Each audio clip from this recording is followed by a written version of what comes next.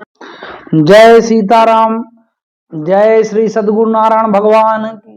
अपने अपने माता पिता की जय। आज का प्रसंग धुंधकारी प्रेत और गौ के गर्भ से उत्पन्न एक बालक जिसका नाम गोकर्ण। अद्भुत कथा है। इस प्रसंग में आपको ये जानकारी भी मिलेगी कि हमारे जो वेद पुराण हैं वो कितने कारगर हैं। दूसरी बात, थोड़ा सा संक्षिप्त पहले वेद पुराणों की जानकारी आपको दे देता। श्री वेदव्यास ने सकल रचना कर डाली, लेकिन उनके मन में शांति नहीं मिली। तो वो सोचने लगे कि हे परमात्मा, मेरे मन में शांति क्यों नहीं मिल रही। मैंने इतना लगे कि मुझे कुछ अधूरा है, अधूरा है। उन्होंने ये बात नारद जी से कही। नारद जी ने कहा कि आप सबका वर्णन किए, जो शांति के सागर हैं, जो करुणा निधान हैं, उनका तो वर्णन नहीं किया। तब उन्होंने श्रीमद् भागवत पुराण की रचना की। तो ये कथा आज की जो है, एक ब्राह्मण आत्मदेव थे और उनकी पत्नी का नाम था धुंधली। आत्मदेव वेद शास्त्र ज्ञाता थे और धनाढ़ थे, क्योंकि उनके जो जजमान थे वो सब हैवी थे, धनवान थे। और जिसका जजमान धनवान हो उसके पास पैसा दान तो होगा ही होगा, क्योंकि दक्षिणा ज्यादा आएगी। लेकिन उनके कोई पुत्र नहीं था। बड़ा वो चिंतित रहते थे कि हे नारायण, इतनी संपत्ति और ये सब कुल कुछ है नहीं, कुछ बचेगा नहीं, क्या करूं। एक दिन वो अपने जीवन से हार के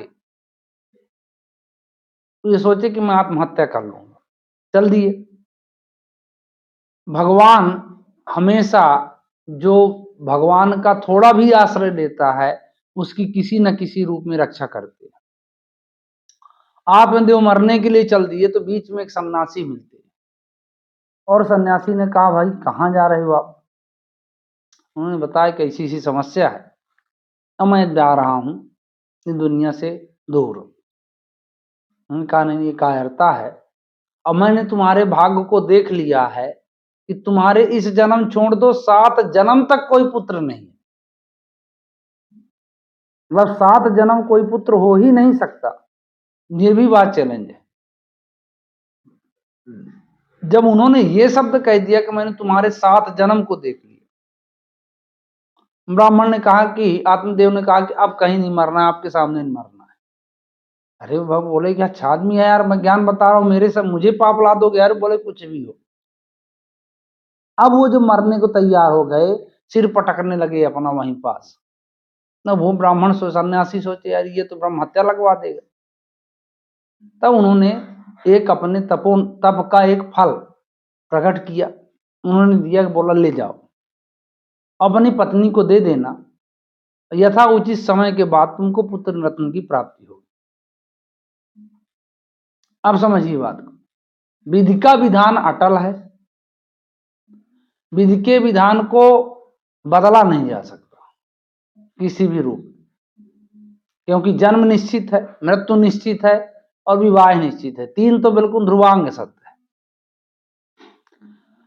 अब इसके बाद वो ले गए। अब अपनी पत्नी उन्होंने धुंधली को दिया। धुंधली को बोले कि ये फल खा लो, नहा धो के बढ़िया भगवान का पूजा पाठ करके, और इससे हमारा वंश आगे बढ़े। धुंधली ने कहा ठीक है महाराज। धुंधली ले गई।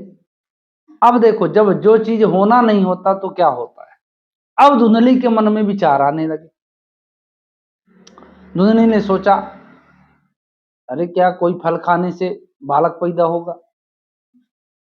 फिर उसके मन में और तरह तरह के विचार, अगर बालक पैदा भी होगा बड़ा तकलीफ होगी, हो सकता है मेरी मृत्यु हो जाए,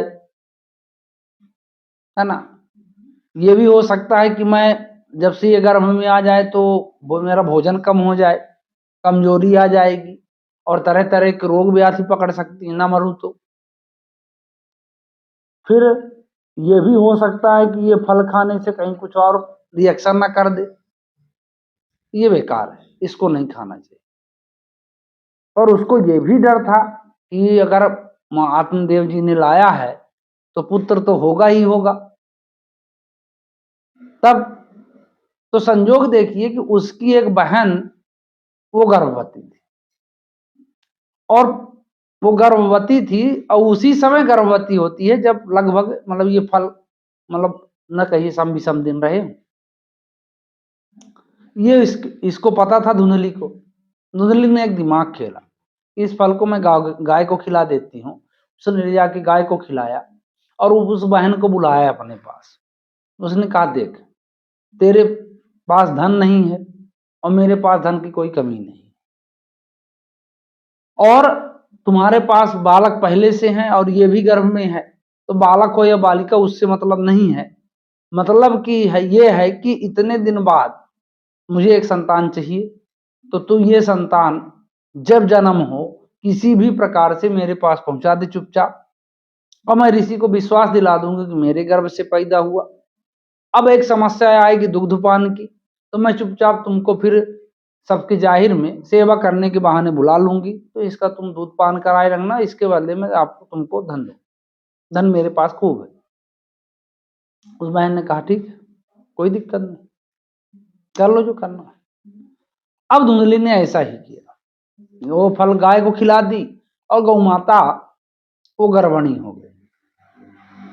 ऋषि का मंत्र है, ऋषि का तेज है, वो तो होगा ही होगा। और इसने अपनी बहन, वही स्कीम के तहत बहन के बच्चे को किसी तरह बुलाया गया ऋषि को, और उसके संयोग से पुत्र ही पैदा होता है। तो पुत्र पैदा हुआ और उस पुत्र को लेके वो आती है यहाँ, और सेवा के लिए उसको बुला ली, सब गेम उसका फिट जो उसने सोचा था।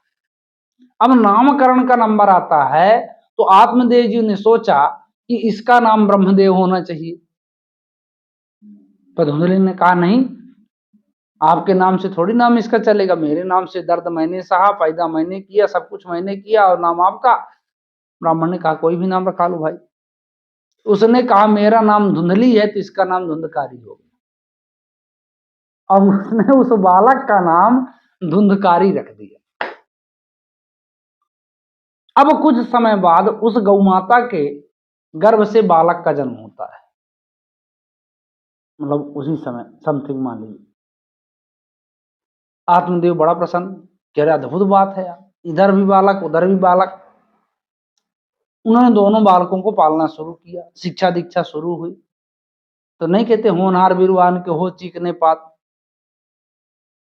अब उनका नाम रखा गया गोकर्ण, क्योंकि गौ माता के वो कान से पैदा हुए। अब गोकर्ण बचपन से ही वेद शास्त्रों का अध्ययन करने वाले, धर्म परायण, धर्म को मानने में रुचि रखने वाले, वो सीखते चले गए। और ये धुंधकारी जो है, ये पहले से ही अनाप शनाप बुद्धि वाला, मतलब कहते हैं कथाओं में कि इसको घर में किसी के आग लगा दो, है ना, तो इसको बड़ा आनंद आता था, ये खुदे आग लगा देता था। घास फूस की उसमें मड़ैया कच्चे मकान बनते थे, ये पक्का उक्का तो अब बनने लगे, उसी में वो आग लगा देता, बड़ी आराम से देखता, उसको आनंद मिलता था। बच्चों को ले जाके कुआं में फेंक देता था, कुछ दिखाने के बहाने ले जाता, कुआं में फेंक दे, उसको जब डूबने लगे तब मजा आए। ऋषि बड़ा परेशान। ऋषि ये कुछ बड़े हुए और ये गोकर्ण जो है, तो ये चले गए मतलब विद्या वेद अध्ययन करने, और ये इसका आतंक बढ़ता चला गया। अंत में ब्राह्मण देवता इसके उसमें से दुखी होकर मतलब प्राण देने के लिए निकल जाते। अब संसार में माया देखो, जिसके पुत्र नहीं वो भी दुखी, जिसके पुत्र है वो भी दुखी, तो सुखी किसको मानोगे आप? सुखी वही जो राम का दास। ये कोई मानने को तैयार नहीं है, कहना तो आसान है, मानना बहुत कठिन है। अब वो चल दिए अपना, उनका काम तमाम कर लिए वो अपना। अब इधर धुंधकारी का आतंक बढ़ता चला गया। इसने ये इतना पापी हो गया था कि धुंधली को खटिया मचिया में बांध कर उसको कुआं में फेंक आया, और गांव वालों से बता दिया कि तीर्थ व्रत में चली गई। अब वो तड़प तड़प के वो मर गई कुआं के अंदर। ये वेश्याओं को ले जाता घर में, वहीं सब वो खाती पीती वहीं पड़ा रहता। लास्ट में धुंधकारी का वो गति हुई, जब वेश्याओं ने देखा कि इसके पास कुछ बचा नहीं है, तो वेश्याओं ने इसका हाथ पैर बांध कर पहले गला दबाया, और गला दबाने में धुंधकारी बच गए, तो इसके मुंह में आग भर दी। आग भरने के बाद जब आग इसके मुंह में भर दी गई, तब ये इसका प्राणांत हो गया। फिर उन्होंने चारों वेश्याओं ने मिलकर गड्ढा खोदा और इसको गाड़ दिया, और चुपचाप ताला बंद करके निकल गई, सब माल मटेरियल लेके जो भी बचा था। अब ये उसी घर में रहता, प्रेत बन गया था, और तहलका मचाए पूरे गांव में। गोकर्ण वहां से शिक्षा दीक्षा प्राप्त करके वहां से चलते, गोकर्ण पहुंचे अपने घर। तो जब गोकर्ण पहुंचते हैं तो गांव वाले भाई बिस्माली शाम को आए, किसी से मिल नहीं पाए, तो आराम से ये गोकर्ण क्या किए कि वो अब गए अपने घर में, ताला वाला खोले, वहां देखे सब सफाई हुई। अंत में ये वहां बढ़िया भगवान का नाम लेके तो क्या रहना शुरू किए। रात्रि जैसे हुई तैसे धुंधकारी का कार्यक्रम शुरू हुआ। कहीं भैंसा बने, कहीं पड़वा बने, कहीं कुछ बने, कहीं कुछ बने, और इनके ऊपर चढ़ने की कोशिश करे, गला दबाए। गोकर्ण ने कहा, भगवान ये कौन है? गोकर्ण ने वेद ज्ञाता थे, उन्होंने मंत्रों का आवाहन किया, इसको बांध दिया, भगे ना। अब ये चिल्ला के हाथ जोड़ के जब इसको कष्ट हुआ, ये खड़ा हो गया, बोले गोकर्ण भैया, मैं आपका छोटा भाई धुंधकारी। अरे बोले भाई तुम कैसे एक गति में? उसने सब कहानी बताई, तो मैंने माता को ऐसा निपटाया तो मुझे भी ऐसा निपटाया गया, लेकिन मैं अब महाप्रेत हूं, और महाप्रेत हूं तो मेरा उद्धार कैसे हो? तो वो जाके सोचे कि इसका जो है गया जी में श्राद्ध तर्पण कर देते हैं, उद्धार हो जाएगा। गया जी में गए, श्राद्ध तर्पण कर दिए, फिर लौट के आए, फिर धुंधकारी मिल गया, बोला मेरा उद्धार नहीं हुआ। आप 100 बार जाकर मेरा तर्पण करोगे, मेरा उद्धार हो ही नहीं सकता, मेरे इतने पाप। बोले भाई तुम्हारा उद्धार कैसे होगा? फिर मैं क्या करूं? इन्होंने सूर्य का आवाहन किया, सूर्य देव से बात किया। सूर्य देव ने कहा, श्री भागवत पुराण का आप अनुष्ठान लो और धुंधकारी को किसी तरह बैठाओ, और जैसे भागवत पुराण होगा तो धुंधकारी तर जाएगा। अब धुंधकारी गांव, अब ये आकाशवाणी की तरह हुई, पूरा गांव सुन रहा था। जब पूरा गांव सुना तो पूरे गांव ने कहा, भैया ये आतंक फैलाया हुआ, किसी तरह भागवत करो। गोकर्ण ने श्रीमद् भागवत महापुराण का अनुष्ठान लिया और शुरू हुई भागवत।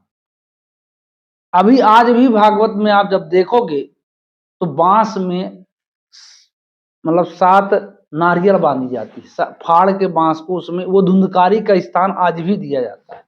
धुंधकारी ने इतना वरदान है मांगा था, आगे बताऊंगा कथा में।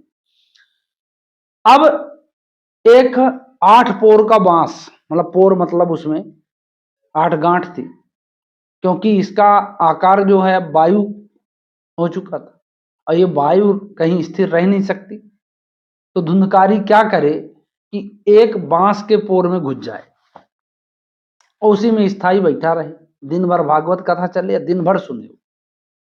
जैसे एक दिन की कथा पूरी होती थी, वो एक पोर फट जाता था तो अंदर घुस जाता था, अंदर और अंदर, और बस वहीं वो चिंतन करे कि हे नारायण, हे गोविंद। अब इसके मन में उस भागवत पुराण के मंत्रों के कारण ऐसी चेष्टा जागृत होने लगी, ऐसा मन में भाव उत्पन्न होने लगा कि कब सवेरा हो, कब ये भागवत फिर रसपान करे। ऐसा करता करते करते करते जब 7वें दिन भागवत पूरी पूर्णाहुति होती है, ये बांस के 2 टुकड़े हो गए। धुंधकारी दिव्य स्वरूप में, बढ़िया कंठी नीलमाला सब पहने खड़ा हुआ, और वहां से भागवत मतलब भगवान के पार्षद इसको लेने आए। तब गोकर्ण ने कहा कि रुको भाई, इसको आप किस कारण लेके जा रहे हो?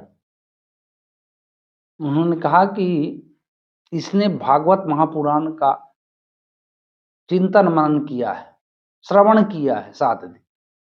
बोले तो पूरे गांव वाले भी सुन रहे थे, तो इनको भी ले जाओ। उन्होंने कहा नहीं, सुनने के प्रक्रिया से उसका फल भी बदल जाता है। धुंधकारी जैसा भागवत किसी ने नहीं सुना। धुंधकारी के दिमाग में दिन रात चिंतन ये रहता था कि कब सवेरा हो, और उसी का चिंतन करता था। जो आप सुना देते दिन भर, उसका रात भर चिंतन करता, दूसरे दिन वही आसरा रहती भागवत पुराण का फिर से रस कैसा भी। तो 7 दिन ये मात भागवत पुराण ही किया है, इसलिए इसको ये गति मिल रही। तब धुंधकारी को ज्ञान हुआ कि हे नारायण, बड़ा गलती हुई। तब उसने वरदान मांगा कि हे भागवत महारानी, अगर आप मेरे ऊपर प्रसन्न हैं तो मुझे मुक्ति के साथ एक स्थान दीजिए कि जहां भी आपकी कथा हो मेरा स्थान दिया जाए। तो बांस में 7 पोर में 7 नारियल बांधकर ये धुंधकारी का स्थान दिया जाता है। और धुंधकारी वैकुंठ धाम को गया, भगवान के धाम को गया, और पूरे गांव को इस ब्रह्म राक्षस से मुक्ति मिल गई। गोकर्ण ने अपने शादी ब्याह किया, उनका भी परिवार हुई। तो कुल मिला के कहने की बात यह है कि विधि के विधान में बड़ी ताकत है। ना आप किसी के जन्म को बदल सकते, ना मृत्यु को, ना विवाह को। रही बात यह कि अगर भागवत पुराण आप सुनते हैं तो आप सदगति के जरूर हकदार हो जाएंगे। ये बात 100% है। चलिए भागवत पुराण छोड़िए, अगर आपके सामर्थ्य नहीं है तो मात्र सीताराम कीर्तन सुनिए, सीताराम कहिए, सीताराम कीर्तन सुनिए, इसमें आप वैकुंठ के अधिकारी हो जाएंगे। ये 100% बात सत्य है। तो इसी आशा के साथ कि आप अपने जीवन में इन सब चीजों का अध्ययन मनन चिंतन करेंगे, अपने जीवन को धन्य बनाएंगे। जय सीताराम।